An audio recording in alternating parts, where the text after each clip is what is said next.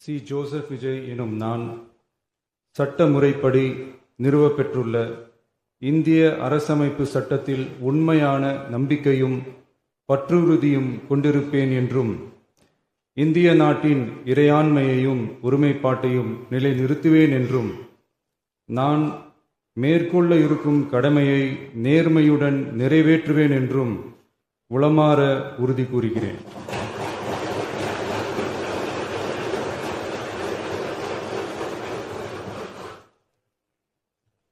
Isso.